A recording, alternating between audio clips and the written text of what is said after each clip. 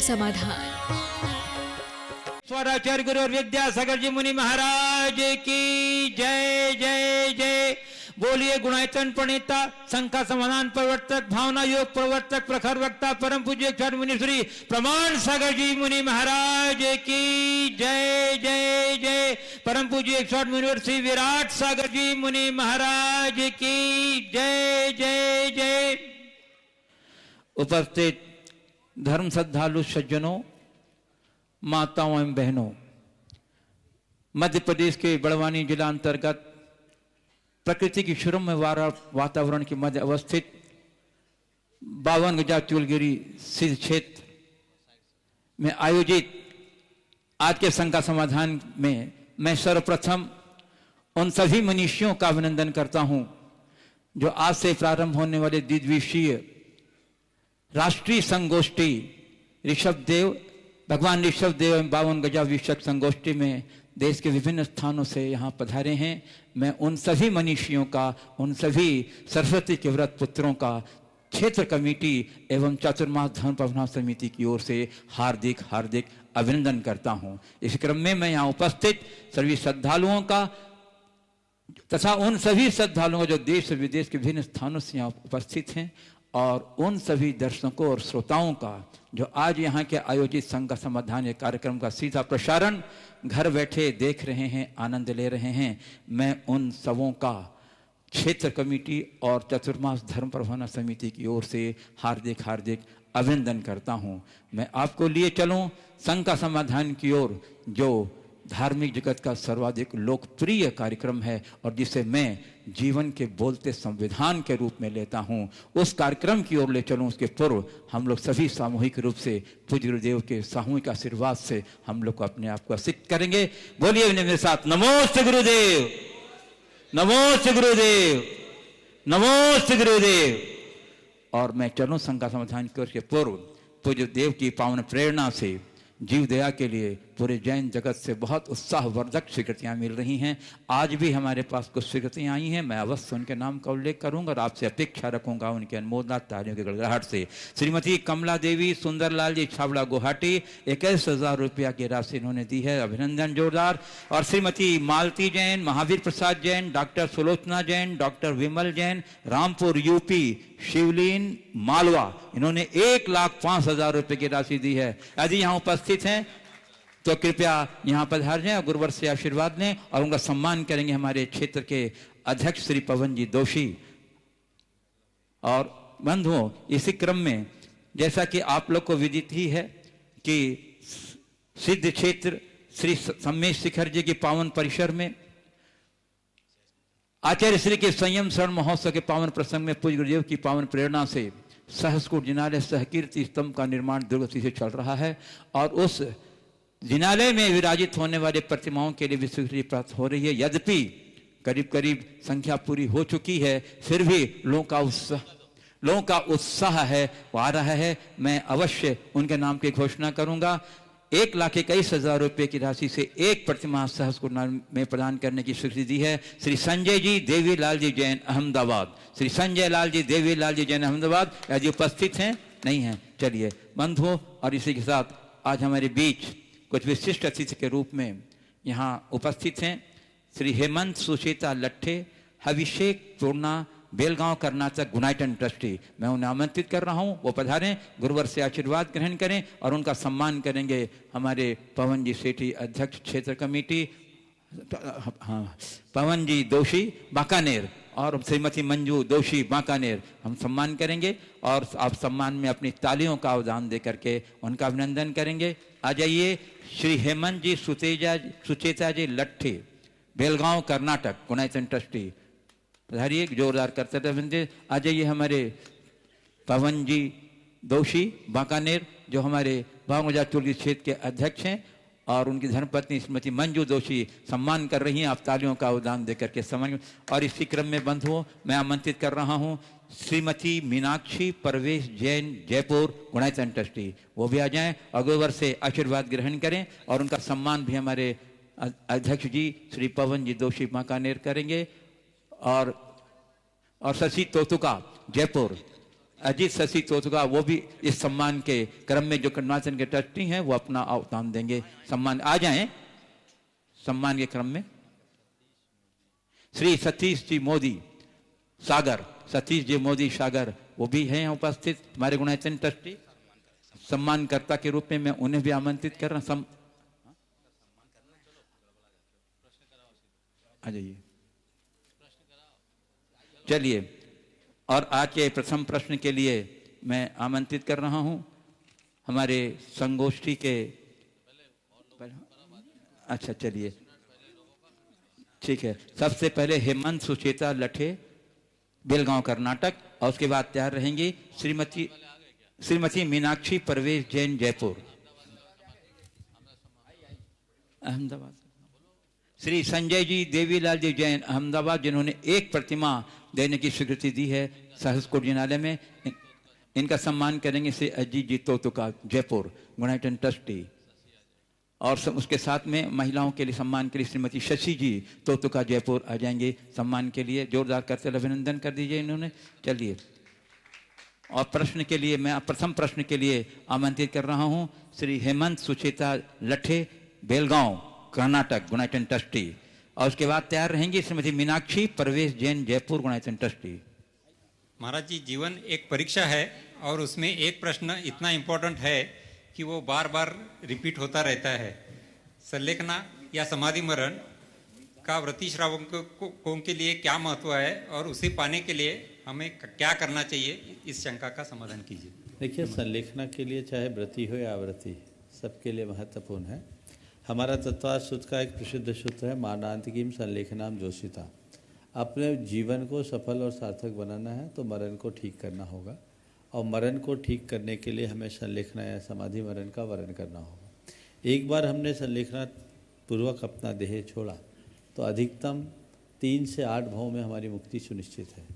तो ये हमारा एक बहुत बड़ा व्रत है, बहुत बड़ी तपस्या है, साधना है। इसके लिए तपस्या का फल कहा गया। जैसे साल भर पढ़ाई करने के बाद एन एग्ज़ाम के मौके पर व्यक्ति परीक्षा न दे तो उसकी पढ़ाई का अर्थ नहीं होता, वैसे जीवन भर त्याग तपस्या करने के उपरांत यदि कोई व्यक्ति अंत में संलेखना न ले तो उसकी साधना फलीभूत नहीं होती। इसलिए प्रत्येक व्यक्ति को संलेखना की भावना भानी चाहिए, और प्रत्येक श्रावक रोज ये भावना भाता है, मरण समाधि से दुर्लभ, कर्मों का क्षय हो सदा सौख्यकारी। चलिए, श्रीमती मीनाक्षी परवेश जैन जयपुर गुणायतन ट्रस्टी, और उसके बाद तैयार रहेंगे डॉक्टर दामोदर जैन राज्य शिक्षा विभाग भोपाल मध्य प्रदेश। नमोस्तु गुरुदेव, नमोस्तु गुरुदेव। गुरुवर, मेरे ये जिज्ञासा है कि आज जैन कुल में जन्म लेकर भी हमारी युवा पीढ़ी अपने जैन धर्म और इसके सिद्धांतों से विमुख हो रही है। यहाँ तक कि वो नॉनवेज को लेने में भी कोई परहेज नहीं है उनको, जबकि अन्य कुल में जन्म लेकर और विदेशों में रहने वाले भी हमारे जैन धर्म के सिद्धांतों को मानने लगे हैं।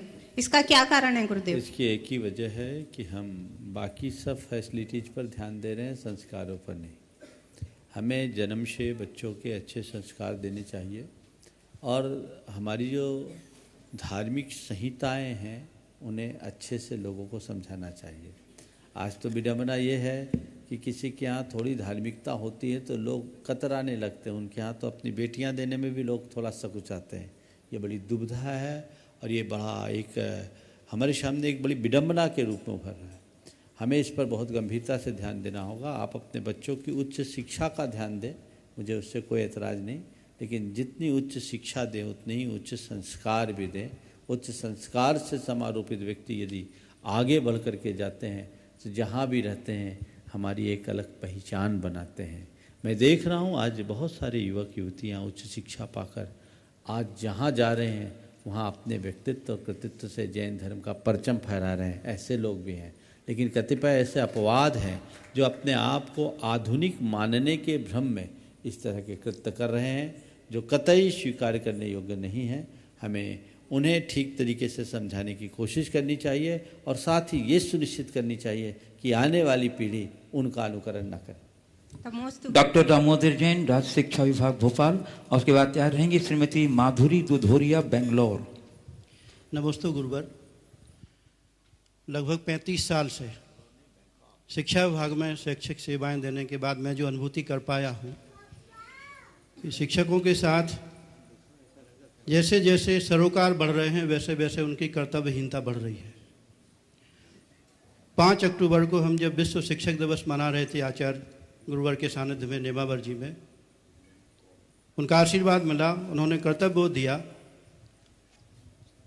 हमें निर्देश दिया कि अच्छे अच्छे विद्यालय बनाओ।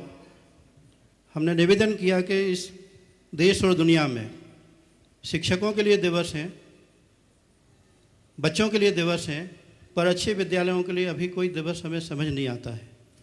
आपसे अनुरोध है कि ऐसा मार्गदर्शन प्रदान करें कि हम अच्छे विद्यालय कब और कैसे बनाएं, क्या उसका कोई ऐसा दिवस हो सकता है? देखिए, विडम्बना है कि हमें विद्यालय की दिवस मनाने की बात सोचनी पड़ रही है। हमारी संस्कृति तो ये है जहाँ हमारे दिवस की शुरुआत ही विद्यालय से होती है, पर आज हमें विद्यालय के दिवस मनाने की बात सोचनी पड़ रही है। वस्तुतः आज जो विद्यालयों का स्वरूप, जो अब विद्यालय नहीं स्कूल रह गए, वह स्वरूप जो बन गया है वो हमारी मौलिक शैक्षिक प्रणाली के विरुद्ध है। हम तो चाहते हैं हमें वह गुरुकुल प्रणाली को पुनर्प्रतिष्ठित करना चाहिए, उस युग को वापस लौटाना चाहिए, जिससे हम अपनी सांस्कृतिक विरासत को आने वाली पीढ़ी तक अच्छे से पहुंचा सके। आपका सुझाव बहुत अच्छा है। हमें शिक्षा के समग्र विकास की बात सोचनी चाहिए और शिक्षा नीति की, वर्तमान शिक्षा नीति की पूरी तरह समीक्षा करके स्वस्थ शिक्षा नीति के विकास पर विचार करनी चाहिए। एक ऐसी शिक्षा नीति जो हमारे बौद्धिक विकास के साथ साथ नैतिक, चारित्रिक और भावनात्मक विकास में भी सहायक बन सके। श्रीमती माधुरी दुधोरिया बैंकॉक, और उसके बाद यहाँ रहेंगे श्री अजीत जी शशि जी तोतुका, जयपुर गुणायतन ट्रस्टी। नमस्ते गुरुदेव, मैं बैंकॉक थाईलैंड से आपके दर्शन के लिए आई हूँ। मेरा प्रश्न आपके सुबह के प्रवचन से है। विदेश में रहकर हमें दर्शन भी दुर्लभ मुश्किल से मिलते हैं, तो ऐसे में जैन धर्म के प्राकृतिक स्वरूप को विकृति और दुष्कृति से बचाकर सांस्कृतिक कैसे रखा जा सके? बहुत अच्छा सवाल है। दूर देश में आप रह रहे हैं। देखिए, मेरी दृष्टि में देश काल की सीमाएं हमारे लिए कहीं बाधक नहीं बनती। बाधक बनती है हमारी मन की निष्ठा। अगर निष्ठा दुर्बल है तो आज भारत में रह कर के भी लोग भटक रहे हैं, और जिनकी निष्ठा प्रबल है वो 7 समुंदर पार भी धर्म का आराधन कर रहे हैं। आज यूरोप में, अमेरिका में, अफ्रीका में, ऑस्ट्रेलिया में और एशिया में भी अनेक देशों में काफ़ी तादाद में जैन हैं, और मैंने देखा है वहाँ के कतिपय जैन तो मुझे ऐसे भी मिले जो यहाँ के जैनों से भी अच्छे हैं, बल्कि विशुद्ध जैन और विशुद्ध भारतीय हैं। वहाँ उन्होंने उसे निभाया है। हो सकता आप में भी ये बातें हों, तो हम अपनी निष्ठा को जागरूक रखें। ये बात सच है कि जिस तरह की धार्मिक अनुकूलताएं भारत में हैं वो वहाँ नहीं है, तो कोई बात नहीं, अपने मन को जोड़ो। आज तो टेक्नोलॉजी का युग है, आप दूर रह कर के भी निकटता पा सकते हैं। मैंने अक्सर कहा, जो झरने के पास नहीं आ सकता, सप्लाई का पानी पी करके भी अपनी प्यास बुझा सकता है। और आज की सप्लाई लाइन 7 समुंदर पार तक है।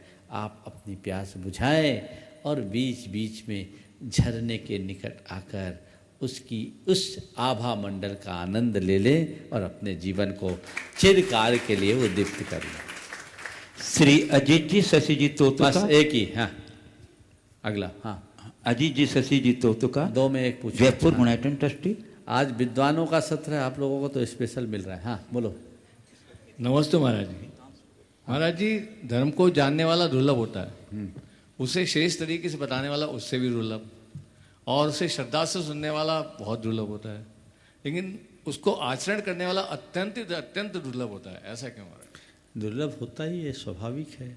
हीरा दुर्लभ है ना, जो जितना मूल्यवान होता है वो उतना दुर्लभ होता है। धर्म को जानना, धर्म को बताना, धर्म को समझना, धर्म को स्वीकारना, ये उत्तरोत्तर दुर्लभ है। और हमें देखना है कि हम कहाँ हैं। अगर हम जान रहे हैं, हमें कोई बता भी रहा है, बताने वाला भी मिल रहा है, या हम भी बता रहे हैं, हम समझ भी रहे हैं, तो हमने 3 दुर्लभताएं पार कर ली। अब स्वीकारने वाली दुर्लभता को अगर स्वीकार कर लें तो जगत पूज्य रूप हो जाएगा। रत्नत्रय धर्म है, और जो रत्नत्रय को धार लेता है उसे नमोकार मंत्र में लोग पूछते हैं। ये महान दुर्लभ तत्व है, आत्मसात करें। मितांश, मितांश जैन, और उसके बाद तैयार रहेंगी एमजान जैन अहमदाबाद, और उसके बाद तैयार रहेंगी डॉक्टर स्नेहलता जैन जयपुर, जो मूक माटी का अपभ्रंश भाषा में अनुवाद कर रही हैं। मितांश जैन परिवार के साथ आ जाएं, अपने स्थान पर खड़े हो जाएं। मितांश जैन अहमदाबाद, और उसके बाद डॉक्टर स्नेहलता जैन जयपुर, जो मूक माटी आचार्य श्री द्वारा रचित मूक माटी का अपभ्रंश भाषा में अनुवाद कर रही हैं। नमोस्तु महाराज जी। नमोस्तु महाराज जी, मेरा प्रश्न ये है कि हर महाराज जी को लास्ट में उनके नाम से सागर से क्यों बुलाते हैं? देखो, सागर से बुलाना कोई ज़रूरी नहीं है, पर ज़्यादातर महाराजों के साथ सागर लगा है। मुनि दीक्षा लेते ही नया जन्म हो जाता है, नया जन्म होता है तो नया नाम मिलता है। पुराने समय में सागर नहीं लिखा जाता था, अन्य भी नाम लिखे जाते थे, नंदी लिखे जाते थे, सेन लगाए जाते थे, सिंह लगाए जाते थे, अन्य अन्य भद्र आदि भी लगाए गए। मानतुंग आचार्य के साथ तो तुंग शब्द लगा है। तो ऐसा कोई नियम नहीं, फिर भी सागर क्यों लगाते हैं? सागर विशालता का प्रतीक है, सागर बहुत विशाल होता है, सागर गंभीरता का प्रतीक है, और सागर में अपार रत्न भरे रहते हैं। इसी तरह जो विशाल हो, गंभीर हो और जिनके भीतर गुणों का भंडार हो, ऐसे मुनित्व को अंगीकार करने वाले के लिए सागर लगाया जाए। डॉक्टर स्नेहलता जैन जयपुर, जिन्होंने मूक माटी का अपभ्रंश अनुवाद किया है। उसके बाद तैयार रहेंगे श्री सतीश जी मोदी, सागर गुणायतन ट्रस्टी। महाराज जी, हम तीनों, हमारा घर, हमारा परिवार और अपभ्रंश साहित्य अकादमी जयपुर के सभी सदस्यों की ओर से नमोस्तु नमोस्तु नमोस्तु। महाराज जी, मेरा प्रश्न है कि वर्तमान काल में प्रचलित दबाव और मूर्ख बनाओ जैसी घटिया प्रवृत्तियों के स्थान पर आज बढ़ो बढ़ाओ, उठो उठाओ, सीखो और सिखाओ जैसी अच्छी बढ़िया प्रवृत्तियों का विकास कैसे संभव है? सोच को बदलने सब संभव। खेल तो सारा सोच का है। दबाओ और मूर्ख बनाओ और बढ़ो बढ़ाओ, जीवन को बढ़िया बनाओ। देखिए, मैं एक ही पंक्ति में आपकी बात का उत्तर दूंगा। घटिया सोच से बढ़िया जीवन नहीं हो सकता। आज के इस दौर में सबसे ज़्यादा यदि कुछ प्रभावित हुआ है तो वह है मनुष्य की सोच। उसने उसके चिंतन को अनुदार बना दिया, दृष्टि को संकीर्ण बना दिया, चित्त स्वार्थी बन गया। उसके परिणाम सामने हैं। यदि हमने अपने सोच को बड़ा बनाया, ऊंची सोच रखी, तो ये सब चीज़ें सहज रूप से नष्ट हो सकती। चलिए, नमोस्तु महाराज। चलिए सतीश जी मोदी, शाकर नमोस्तु महाराज जी। गुणायतन। महाराज जी, हमारे बेटे का शुभम मोदी सिविल जज अभी देवसर में है, और महाराज जी उनका ट्रांसफ़र ऐसी जगह हुआ जहाँ देवदर्शन नहीं है। तो अभी नेमावर गुरुजनों के पास गए थे, तो उनको बोला गया कि आप भक्तांबर का नियमित वाचन करें और पति पत्नी बैठ के करें। तो महाराज जी वो शुरू तो कर रहे हैं, शुरू कर दिया है उन्होंने करीब लगभग 1.5-2 महीने से, पर उनके एक क्वेश्चन है कि इससे क्या पॉजिटिविटी आएगी और इसकी क्या महत्व है? खरे है नहीं, क्या आएगी? अरे भैया, मैं ये कहता हूँ, भूख लगती तो रोटी खाते हो, तो खाते समय ये सोचते हो कि रोटी खाने से कितनी ताकत आएगी? अरे जन्मों का अनुभव है, जो रोटी खाएगा वो स्वस्थ रहेगा और भूखे रहेगा वो बेमौत मरेगा। ये सबका अनुभव है कि नहीं है? बोलो, है ना? तो तन का स्वास्थ्य रोटी खाने से होता है, तो मन का स्वास्थ्य भजन भक्ति से होता है। अगर मन के भजन को करोगे, भजन भक्ति करोगे, इस स्मरण करोगे, स्तोत्र स्तवन का पाठ करोगे, मंत्र का जाप करोगे, मन स्वस्थ रहेगा।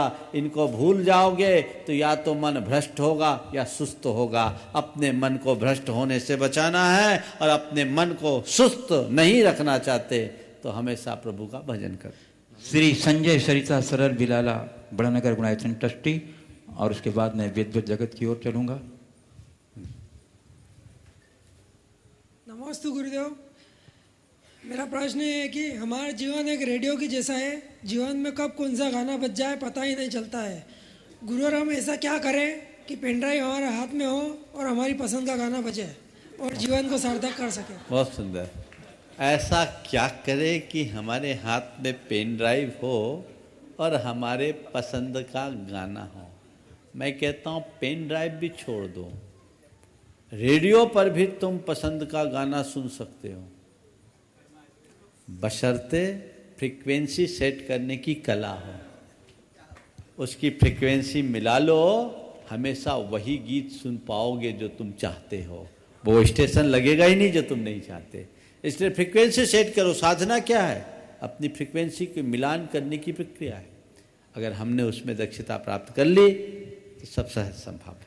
चलिए, संगोष्ठी संयोजक जैन जगत के प्रख्यात वयोवृद्ध विद्वान पंडित श्री निहाल सिंह जी जैन वीणा, और उसके बाद तैयार रहेंगे हमारे संगोष्ठी के सह संयोजक युवा विद्वान डॉक्टर श्री पंकज जी शास्त्री, जिन्होंने सिद्ध सारस्वत अभिनंदन का संपादन किया। मुनिवर श्री, हमारा प्रश्न जरा हटके है। 4 बातें 2-2 हैं और 2 बातें 1-1 हैं। नाम कर्म कहो या अन्य दर्शन की अपेक्षा, जैन दर्शन की अपेक्षा से नाम कर्म कहो या अन्य दर्शन की अपेक्षा से ईश्वर ने दिए 2 आंखें, 2 कान, 2 नथनों के नाक और 2 हाथ पैर। क्यों दिए? परंतु 2 चीजें एक दी, एक मुंह और एक मन। आखिर ऐसा क्यों? बहुत सुंदर। प्रकृति ने हमें 2 कान दिए, 2 आँख दिए, 2 नाक दिए, 2 हाथ दिए, 2 पैर दिए, पर मुंह एक दिया और मन एक दिया। मन एक दिया। क्यों? बहुत सुंदर। देखिए, आंखें बाहर दिखाती है, कान बाहर की चीज़ें सुनाते हैं, हाथ और पैर से बाहर का संबंध होता है। तो जब बाहर का संबंध होता है वहाँ द्वित्व हो, द्वैत हो, चलेगा। लेकिन मन जो है वो भीतर का है, वहाँ द्वैत नहीं, एकत्व होना चाहिए। मुख का सवाल है तो मुख को एक रखने के पीछे एक प्रयोजन है, क्योंकि हम जो कुछ भी खाते पीते हैं वो मुंह से ही खाते हैं, और मुंह से खाते हैं तो एक रास्ते से जाता है तो वो हमारे स्वास्थ्य के लिए हितकारी होता है और उससे हमारा मन भी ठीक रहता है। वो एक रास्ते से जाएगा तो एक सिस्टम में रहेगा, 2 रास्ते में चलने वाला हमेशा भटक जाएगा। इसलिए एक रास्ते पर चलो, मुँह एक। संगोष्ठी के सह संयोजक युवा विद्वान डॉक्टर श्री पंकज जी शास्त्री, और उसके बाद तैयार रहेंगे श्री डॉक्टर श्री सुरेंद्र जी भारती बुरहानपुर। पूज्य गुरुदेव श्री के चरणों में बारंबार नमोस्तु महाराज श्री। मेरी जिज्ञासा इस बात को लेकर के है, कल पूज्य मुनि श्री चिन्मय सागर जी महाराज ने समाधि को प्राप्त किया। आज के संदर्भ में जब हम देखते हैं कि जीवन के अंत समय में समाधि की इच्छा तो सभी रखते हैं, लेकिन उस इच्छा के अनुकूल मरण नहीं होता है और अधिकांश व्यक्ति अस्पताल में बुरी तरह दुखद अंत के साथ उनका मरण होता है।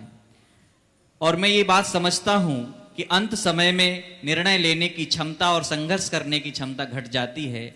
आप हम जैसे युवाओं को ये मार्गदर्शन दें कि वो अभी से हम क्या तैयारियां करें कि हम भी अपने जीवन के अंत समय में कुछ संकल्पों के साथ समाधि मरण संलेखना जैसी स्थिति को प्राप्त करें और आपके मार्ग का अनुसरण कर सकें। देखिए, समाधि मरण यानी सुमरण, सुमरण यानी ढंग का मरण।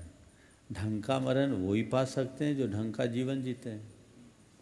तो अगर तुम ढंग से मरना चाहते हो तो ढंग की जिंदगी जीना शुरू कर दो। अभी से अपने आप को तैयार करो।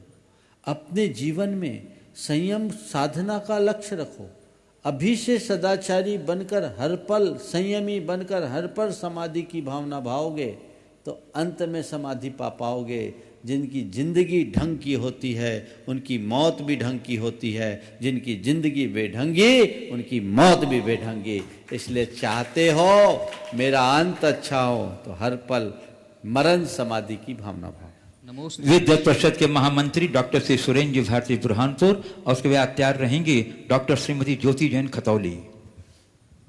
परम पूज्य गुरुवर के चरणों में सादर नमोस्तु नमोस्तु नमोस्तु। संपूर्ण अखिल भारतवर्षीय दिगंबर जैन विद्वत परिषद के सभी विद्वानों की ओर से, यहाँ उपस्थित विद्वानों की ओर से, विदुषियों की ओर से आपके श्री चरणों में सादर नमोस्तु।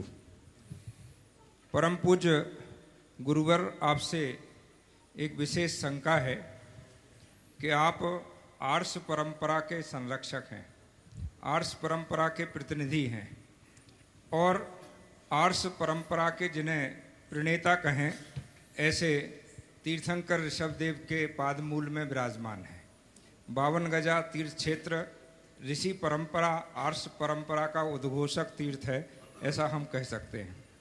आज आर्ष परंपरा का शोर बहुत है। आपने बुंदेलखंड का भी भ्रमण किया है, पूर्वांचल का भी भ्रमण किया है, पश्चिमी उत्तर प्रदेश जाते जाते थोड़े आप गए हैं, उधर भी बड़ौद तक भी गए हैं। लगभग आधे भारतवर्ष में, जिसे आज कहीं तेरा पंथ की परंपरा भी कहते हैं, बुंदेलखंड जिसका प्रतिनिधि है, वहाँ के लोग अपने आप को ऐसा नहीं कहते, प्रचारित नहीं करते कि हम आर्ष परंपरा वाले हैं, लेकिन आर्ष परंपरा का पालन भी करते हैं। सच्चे देव शास्त्र गुरु के प्रति उनकी निष्ठा है। वे कुदेवों को नहीं मानते, कुशास्त्रों को नहीं मानते, कुगुरुओं को नहीं मानते। तो ऐसे में क्या ये जरूरी है कि उन्हें भी अपने लिए आर्ष परंपरा के हम संरक्षक हैं, अनुयायी हैं, ऐसा प्रचार करें, तब उनको आर्ष परंपरा वाला माना जाएगा? क्योंकि एक परंपरा ऐसी भी है जो ये कहती है ये लोग आर्ष परंपरा को नहीं मानते। तो देखिए, हम लोग मैं आर्ष आपसे परंपरा दो को शब्द माने कि कहता नहीं हूँ, दो शब्द कहता हूँ जी। एक शब्द है आर्ष परंपरा, एक शब्द है आदर्श परंपरा। किसे वरीयता दोगे? हमारी परंपरा का आदर्श हमारे साथ जुड़ा रहना चाहिए, शब्दों से कुछ नहीं होता। आर्ष परंपरा का रट लगाएं और अनार्ष काम करे तो उस आर्ष परंपरा से क्या काम। भले हम आर्ष परंपरा का नाम मुख से न ले, पर जीवन में इतना आदर्श हो कि देख के पूरी आर्ष परंपरा गौरवान्वित हो जाए, वो कृत्य करना चाहिए। तो हमारे ये परंपरा रही है। अपने जीवन में आदर्श को स्थापित करो। नाम लेने से कोई काम नहीं होता, असर तो तब पलता है जब हम नहीं, हमारा चरित्र बोलता है। और ये सौभाग्य, मैंने पूरे भारत के लगभग 40 हजार किलोमीटर की यात्रा की है, जिसमें आपने बताया आधे भारत में भ्रमण किया है। पर यह बात सच है कि आज भी भारत के कुछ क्षेत्रों में वह स्वस्थ परंपरा जो मूल संघ की परंपरा है पूरी तरह से साफ सुथरी जीवंत दिखाई पड़ती है। इसलिए हमें उसके विषय में कुछ सोचने की जरूरत नहीं है। हम अपने परंपरा के आदर्श को बचा के रखें और अपने आचरण से उस आदर्श को प्रस्तुत करने की कोशिश करें। यही हमारे जीवन के लिए हितकर। हम लोग जो कुंद कुंदामनाई कहलाते हैं और आचार्य कुंद के प्रति, कुंद देव के प्रति घोर विश्वास भी है। प्रत्येक मूर्ति पर कुंद कुंदामनाई लिखा जाता है। आज हमारे प्रतिष्ठाचारी भी जिनके सानिध्य में प्रतिष्ठाएं होती हैं, वे उसके स्थान पर कुंद कुंदामनाई लिखवाना ही पसंद नहीं करते और प्रतिष्ठाचारी भी लिखवा देते हैं या उसकी जगह पर कोई अन्य शब्दावली का उपयोग करते हैं। पहले मूल संघ कुंद कुंदामनाय बलात्कार गण, इस प्रकार की एक परिभाषा, सरस्वती गच्छ आदि की जो परंपरा थी उसे बदलने की चेष्टा की जा रही है। देखिए, तो सब जो चीजें हैं, ऐसी प्रशस्तियाँ कल के दिन वे कहीं हमें आज का आधुनिक तो नहीं बना देंगी और हमारी जो परंपरा है उसे छोड़ देंगी। देखिए, ये चीज़ें अगर हम अपने सांस्कृतिक परंपरा को देखते हैं तो कतई स्वीकार करने योग्य नहीं है। हमें इसे रोकना चाहिए, जो हमारी शाश्वत परंपरा है। आज हमारी पट्टावली, यहाँ तक कि भट्टारकों के काल में भी मूल संघ की पट्टावली मिलती है, काष्ठा संघ, सेन संघ आदि की भी पट्टावलियाँ मिलती है, लेकिन उसमें कहीं आज की बात नहीं जोड़ी गई।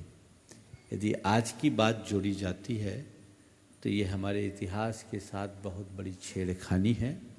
हमें ऐसे लोगों को समझाना चाहिए, उन्हें हतोत्साहित करना चाहिए।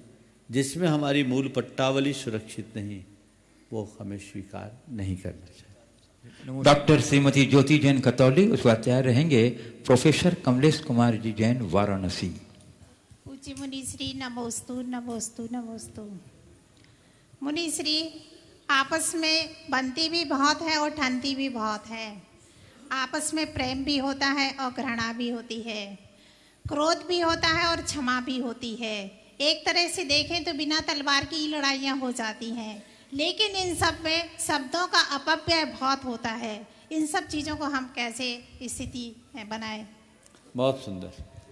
बनती भी बहुत है, ठंडती भी बहुत है, प्रेम भी बहुत और घृणा भी बहुत, क्रोध भी बहुत और क्षमा भी बहुत। ये बात सही है। आपने कहा है कि इनमें शब्दों का अपव्यय बहुत होता है, इससे कैसे बचे? सही समझ प्रकट कर लें। यदि मनुष्य के हृदय में सही समझ प्रकट हो जाए तो उसे सब समझ में आ जाएगा, कहाँ मुझे बनाना है, कहाँ मुझे ठानना है, ठनती को कैसे ठीक करना है, ये समझ हमारे भीतर होनी चाहिए। जब तक मनुष्य के हृदय में सही समझ विकसित नहीं होती, वो अपने जीवन का सही लाभ नहीं ले सकता। नमस्ते गुरुदेव। प्रोफेसर कमलेश कुमार जी जैन वाराणसी, उसके बाद तैयार रहेंगे डॉक्टर राजेंद्र जी जैन बंसल जयपुर। पूज्य श्री नमोस्तु नमोस्तु नमोस्तु। पूज्य श्री रात्रि के बाद दिन आता है और दिन के बाद रात्रि आती है। उत्सर्पणी काल के बाद अवसर्पणी काल आता है, अवसर्पणी काल के बाद उत्सर्पणी आता है। लेकिन ये देखा जाता है कि जब हम उत्सर्पणी से चलते हैं तो लास्ट में जाकर के सुषमा सुषमा हो जाता है, और जब हम वहाँ अवसर्पणी में चलते हैं तो वहाँ भी जाकर के लास्ट में सुषमा सुषमा हो जाता है।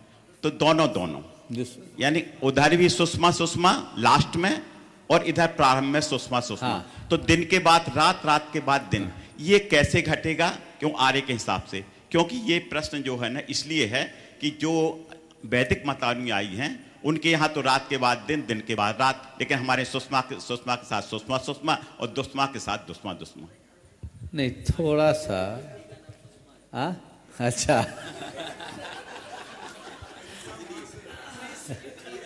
देखिए, सुषमा सुषमा से हम शुरू करते हैं जी, और दुष्मा दुष्मा में संपन्न होता है जी, और दुष्मा दुष्मा से समाप्ति के बाद फिर हम दुष्मा दुष्मा से शुरू करते हैं, सुषमा सुषमा में पहुंचते हैं।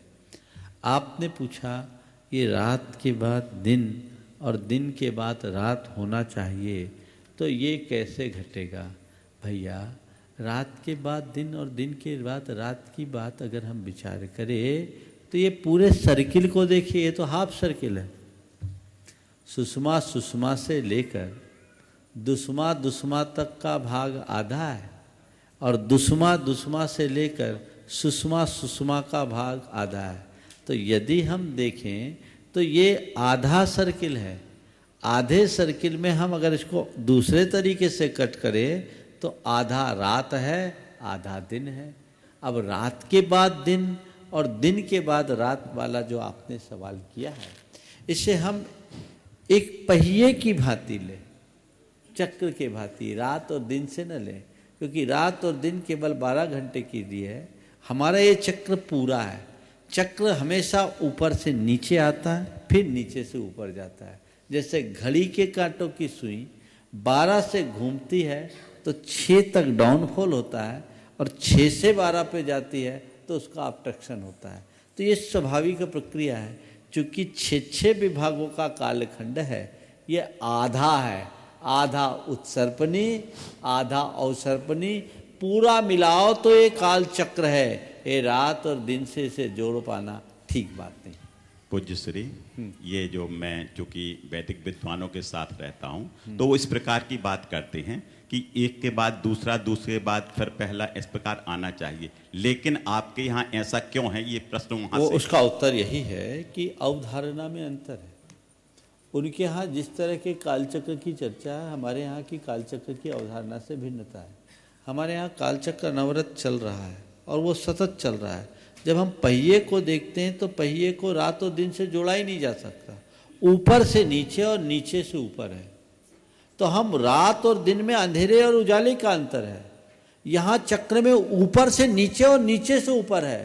तो ये नियम है कि आप सीढ़ी से अगर चढ़ेंगे तो चढ़ने के बाद उतरना होगा। ये सीढ़ी है, ये ऊपर से नीचे और नीचे से ऊपर आने का चक्र है। ये दिन और रात का उदाहरण इसके लिए उपयुक्त नहीं बैठता। आप देख लीजिए, सीढ़ी से हम चढ़े तो उतरेंगे तो क्या होगा? उसी क्रम से उतरेंगे। तो जैसे हम चढ़े वैसे उतरेंगे। घड़ी की सुइयां इसके लिए अच्छी उदाहरण है। डॉक्टर राजेंद्र जी जैन बंसल जयपुर, और उसके बाद तैयार रहेंगे प्रोफेसर जयपुर नहीं, बुढ़ार। बुढ़ार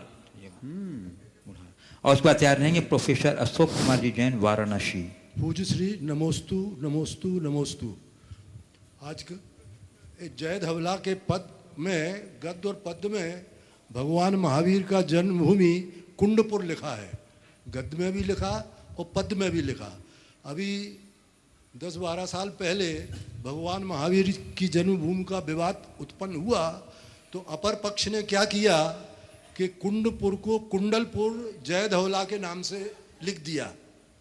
जय धवला की गाथा में और गद्य में कुंडपुर की जगह कुंडलपुर लिख के लेख लिख दिए और एक लेख लिखा, उसके बाद पुस्तक छप गई।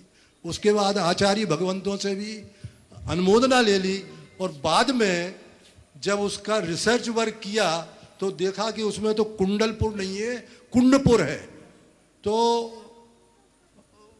पूज्य श्री में आप मेरे मन में शंका उत्पन्न हो रही है कि हम एक ही समाज के, एक ही धर्म के, एक ही नैतिकता के रक्षक हैं, संरक्षक हैं, उसके बाद अपने छोटे से उद्देश्य की पूर्ति के लिए ऐसा अनर्थ क्यों करते हैं और उसको रोकने के लिए क्या करना चाहिए? देखिए, ये तो जो करे उनसे पूछो, मैं क्या बोलूं। लेकिन इतना जरूर कहूंगा कि ऐसा नहीं होना चाहिए। जहाँ तक कुंडपुर का सवाल है, आचार्य पूज्यपाद ने आचार्य वीरसेन से पूर्व इस बात को स्पष्ट किया। शायद आचार्य पूज्यपाद को पता होगा कि आगे 20वीं-21वीं शताब्दी में कुछ घोलमाल होना है, इसलिए उनने केवल कुंडपुर शब्द नहीं लिखा, उनने लिखा विदेह कुंडपुरे। विदेह जी। और विदेह के विषय में अवधारणा है, गंगा का उत्तरी तट विदेह है और दक्षिणी तट मगध। वर्तमान में जिसे कुंडलपुर के रूप में भगवान महावीर की जन्मभूमि के रूप में प्रचारित कर स्थापित किया गया, वो गंगा का दक्षिणी तट है जो मगध है। मगध और विदेह में बहुत अंतर है। और गंगा के उत्तरी तत्व को लेते हैं तो वासुकुंड, जैसे आज वैशाली जिले के रूप में जाना जाता है, वही होता है। मेरा अभिमत इसमें स्पष्ट है कि जो वैशाली में विकसित हुआ है हमारा क्षेत्र वासुकुंड, यथार्थ वही भगवान महावीर की असली जन्मभूमि है, जहाँ 2600 वर्षों से 3 एकड़ जमीन का एक रकबा अहल्य बना हुआ है, जिसमें आज तक हल नहीं चला, क्योंकि वहाँ की लोक मान्यता कि ये भगवान महावीर की जन्मभूमि रही है। वहाँ के लोक गीतों में भी महावीर का उल्लेख आता है। आज भी लिच्छवी कुल के क्षत्रिय वहाँ के निवासी हैं और ऐसी भी परंपरा है कि लिच्छवी कुल के पीढ़ियों में एक संतान ब्रह्मचारी रहती है, क्योंकि भगवान महावीर लिच्छवी कुलाधिपति राजा सिद्धार्थ के पुत्र ब्रह्मचारी थे। ये परिपाटी है, इनको देखना चाहिए। हाँ, जो आज कुंडलपुर है, ये कुंडलपुर गौतम जाति गोत्रीय ब्राह्मणों का इलाका है और ऐसा कहा जाता है कि गौतम स्वामी की जन्मस्थली ये कुंडलपुर थी, नालंदा का कुंडलपुर। तो हमारे लिए तो जितने भगवान महावीर पूजनीय हैं, गौतम गणधर भी उतने ही पूजनीय हैं, क्योंकि मैं ये मानता हूँ कि भगवान महावीर की देशना गौतम गणधर के निमित्त से ही मिली। तो यदि हमें विकसित ही करना है, जो हमारा नालंदा में पुराना मंदिर था, कुंडलपुर यदि गौतम स्वामी की जन्मस्थली है तो उसे उस रूप में विकसित किया जाता तो सोने में सुगंध होता। आज ये परिणाम हुआ कि लोग भगवान महावीर की वास्तविक जन्मभूमि से ही अपरिचित से हो गए, एक भ्रम आ गया, जिसे हम प्रसिद्ध बना दिए, वही चल गया। अगर देखा जाए तो ये अच्छी बात नहीं है। पूज्य श्री, मेरा निवेदन ये था कि अपने इष्ट की पूर्ति के लिए आगम को, परंपरा को, मैंने जो बोलना था सब बता दिया डॉक्टर साहब, जो है सो गलत है। चलिए। प्रोफेसर अशोक कुमारी जैन, वाराणसी पर तैयार रहेंगे प्रोफेसर कमलेश जी जैन, जयपुर। पूज्य श्री सादर नमोस्तु नमोस्तु नमोस्तु। पूज्य श्री, ये एक शुभ संकेत है कि 2 अक्टूबर को यूनेस्को अहिंसा दिवस के रूप में जो है मनाता है, और इसी तरह 23 जून को योग दिवस के रूप में पूरे विश्व में इसको प्रतिष्ठापित जो है किया गया है। योग के जो है प्रवर्तक के रूप में सभी परंपराएं एक मत रूप से हिरण्यगर्भ को योग का प्रयोक्ता जो है मानती हैं, और जैन परंपरा में जितने भी प्रतिमाएं जो हैं वो सब जो है ध्यान मुद्रा में जो है, चाहे पद्मासन हो अथवा खड्गासन में। तो जैन परंपरा में अनेक पद्धतियां वर्तमान समय में प्रचलित हो रही हैं, जैसे तेरापंथ परंपरा में प्रेक्षा ध्यान पद्धति जो है। तो मूल जो है प्रायोगिक पद्धति आगमों में या जो प्राचीन शास्त्र हैं उसमें किस रूप में वर्णित है, कृपया इस संदर्भ में आपके समाधान की अपेक्षा। देखिए, वर्तमान में योग शब्द अलग अर्थ में रूढ़ हो गया है। जब मैं जैन जगत में योग शब्द को देखता हूँ तो योग का अर्थ है प्रचलित अर्थ से अलग प्रतीत होता है। योग का अर्थ जोड़ है, जो संस्कृत के युज धातु से निष्पन्न हुआ है। दो को जोड़ने का काम करे वो योग है।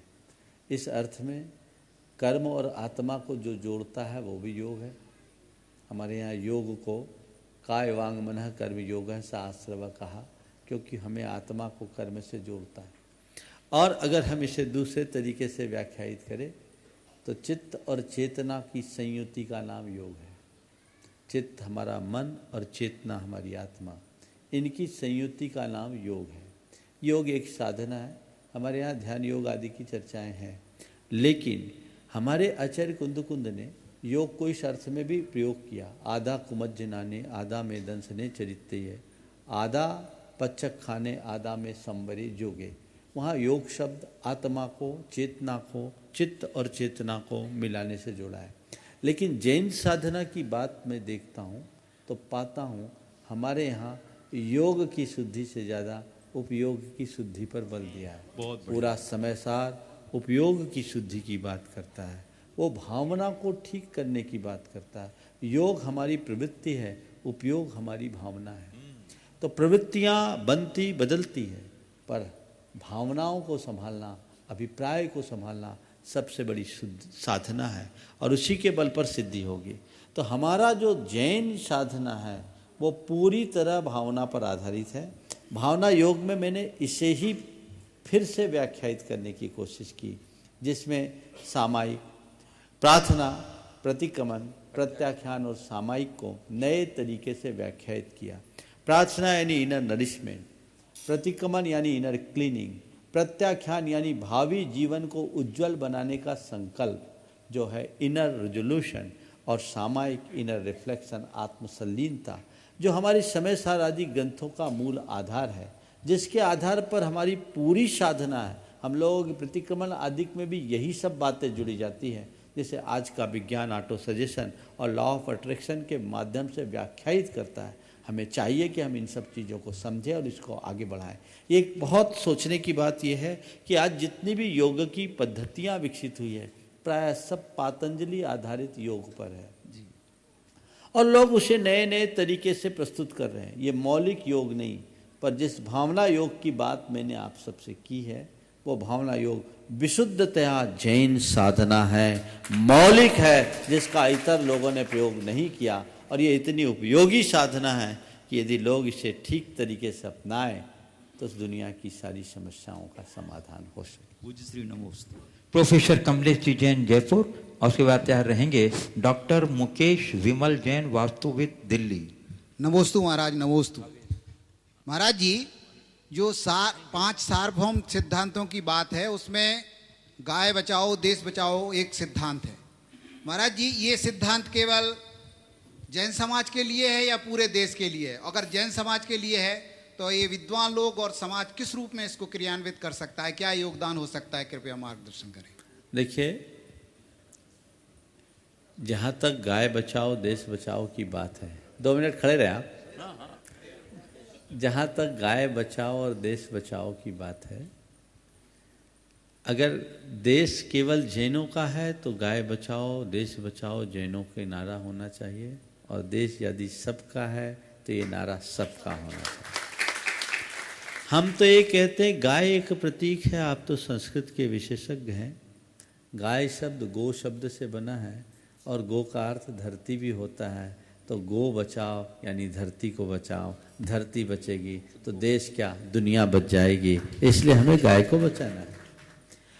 आचार्य वीरसेन महाराज की इस उक्ति को हमें विशेषतया ध्यान रखना चाहिए। या श्री सा गौ, जो श्री है समृद्धि एवं गौ है। तो ये हमें हमारी एक सांस्कृतिक परंपरा है जिसे हमें आत्मसात करना चाहिए।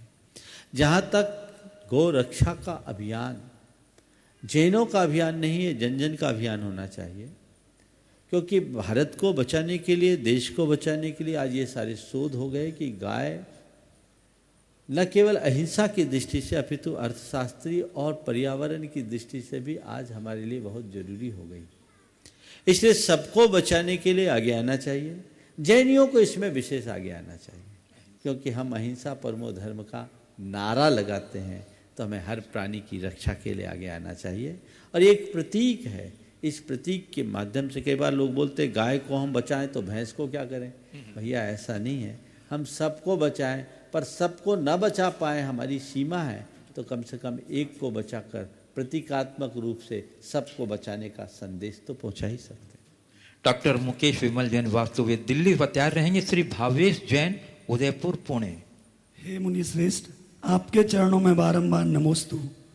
पूज्य श्री, वर्तमान में संवेदनहीनता और बिगड़ते संबंधों के इस युग में भी आपकी जो 4 बातें हैं पूरे विश्व के कल्याण के अलग को जगाती हैं।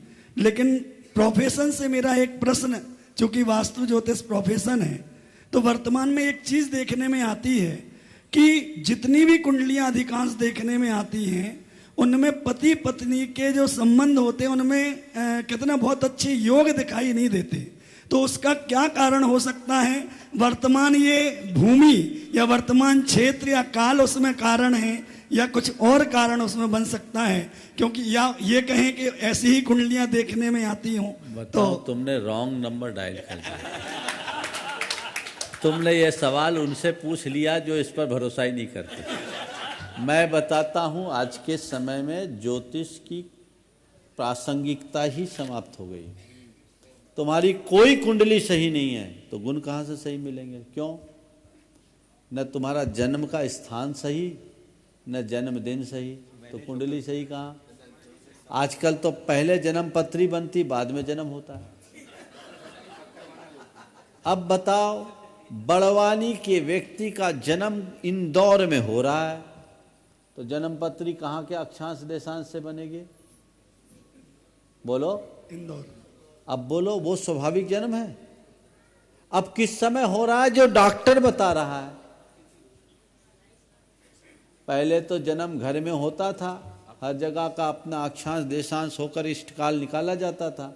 इष्टकाल निकालने से उसकी जन्म पत्री सही बनती थी, तब आपस में मिलता था। आज के समय में जन्म कुंडली बोगस।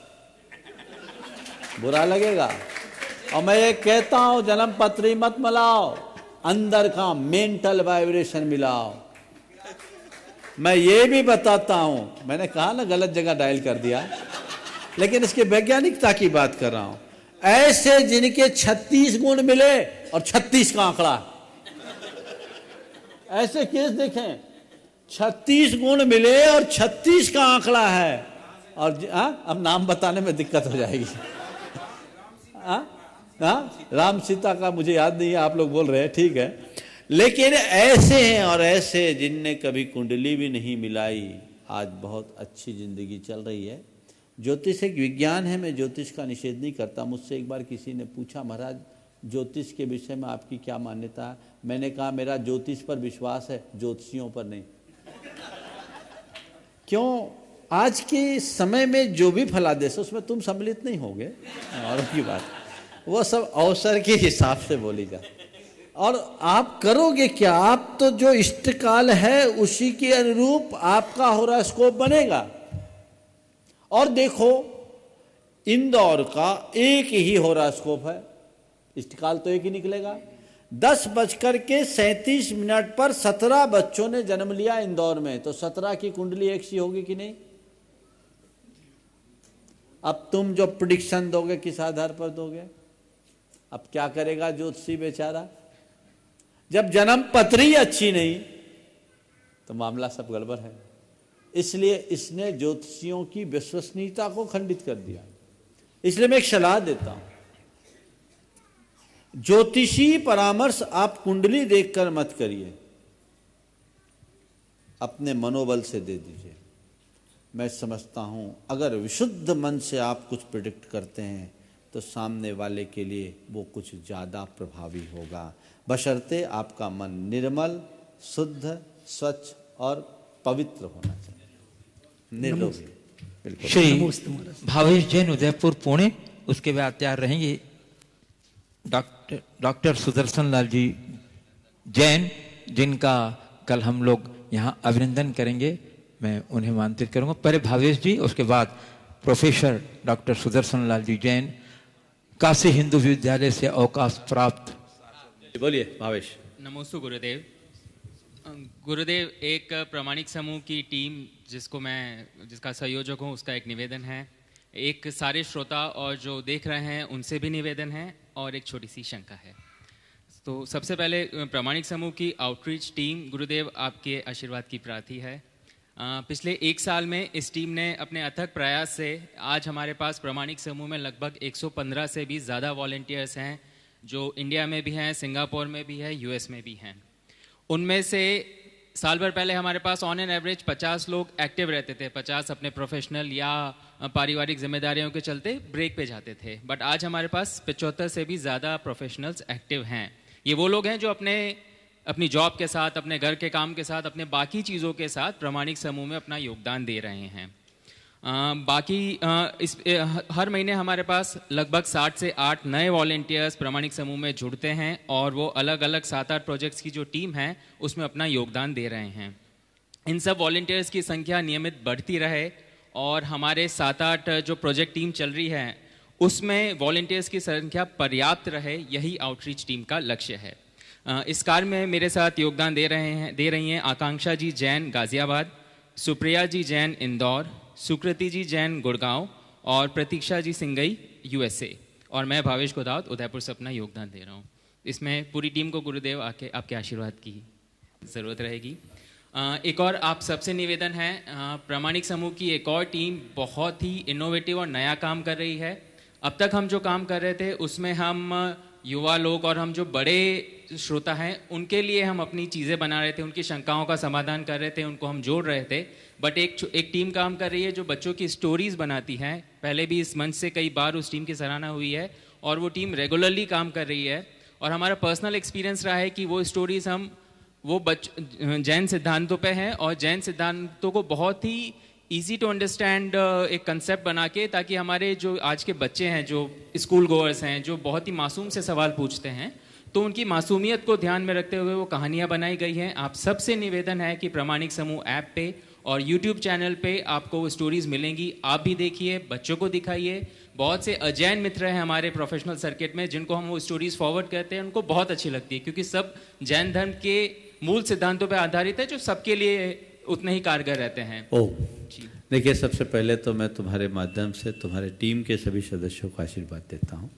मुझे बड़ी प्रसन्नता है कि ये युवाओं का समूह देश विदेश में नियमित प्रवचन और शंका समाधान को सुनकर न केवल सुन रहे हैं, अपितु धर्म से जुड़े हैं, और बड़ी निष्ठापूर्वक पिछले लगभग 5 वर्षों से ये टीम बहुत सारा कार्य कर रही है। मैं टीम के सभी सदस्यों को आशीर्वाद देता हूँ। इनमें वे सब हैं जो सब मल्टीनेशनल कंपनीज में काम कर रहे हैं और समय निकाल कर ये कार्य कर रहे हैं। पूरी टीम को मेरा आशीर्वाद। और जो प्रामाणिक समूह के द्वारा बच्चों के लिए कहानियाँ एनिमेशन के साथ प्रस्तुत की जा रही है, ये बहुत अद्भुत है। हर घर में ये कहानियाँ जानी चाहिए। आप अपने बच्चों को रोज़ एक कहानियाँ सुनाइए, वो जैन धर्म के मर्म को जान सकेगा। यहीं पर मेरा आप बोलिए। प्रोफेसर सुदर्शन लाल जी जैन, वाराणसी। कोटिशा प्रणाम। मन में तो शंकाएं बहुत पैदा होती रहती हैं, समाधान भी होते रहते हैं। एक बात मैं कहना चाहता हूँ कि ये जो हमारे यहाँ कम्मड़ो बम्मुड़ो होई खत्ती हो, ये कर्म के आधार पर जो जाति व्यवस्था थी हमारी, वो आज जाति व्यवस्था एकदम जाति जन्म से शुरू हो चुकी है, और हम जन्म से लेकर के वही कर रहे हैं। और हमारे जो जनसंख्या है वो छोटी होती जा रही, हम आपस में लड़ते झगड़ते जा रहे हैं, तो हम और सिकुड़ते चले जा रहे हैं। पंडित जी, आपकी बात को मैं थोड़ा सा रेक्टिफाई करूं। कमनो होई बमनो, कमनो बमनो होई, कमनो होई खत्तियो, ये जाति व्यवस्था नहीं, वर्ण व्यवस्था थी। वर्ण व्यवस्था कर्माश्रित रही है, और ये हमारे जैन दर्शन की सबसे बड़ी व्यवस्था है। जो पूरे भारतीय अन्य भारतीय दर्शनों के लिए एक अपना आदर्श व्यवस्थित करती है, प्रस्तुत करती है और सामाजिक समता का एक बहुत अच्छा संदेश भी देती है, कर्मणा वर्ण व्यवस्था। लेकिन जाति व्यवस्था अलग है।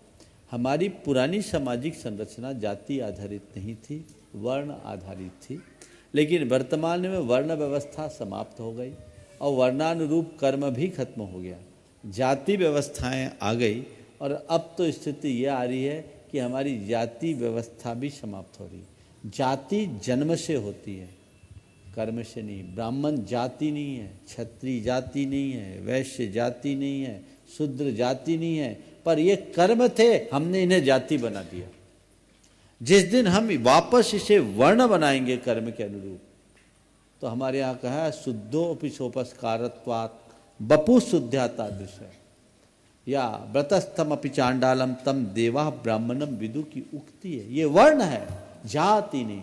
तो जाति जन्मना होगी, वो तो है, अनादि से रहेगी। जितनी जितनी स्वाकुकुल आदि की जातियां हैं, हमारी आज समाज में अनेक जातियां हैं।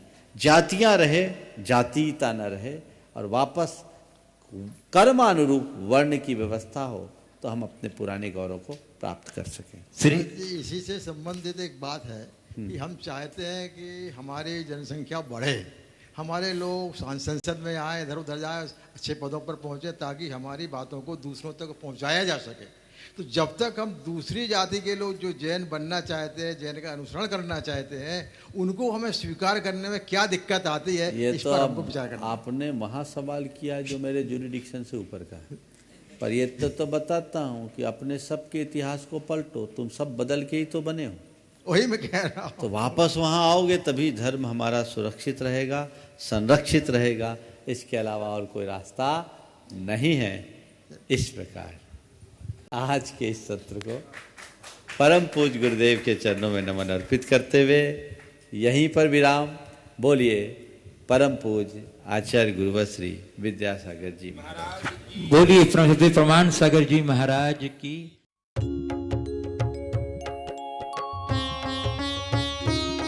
शंका समाधान।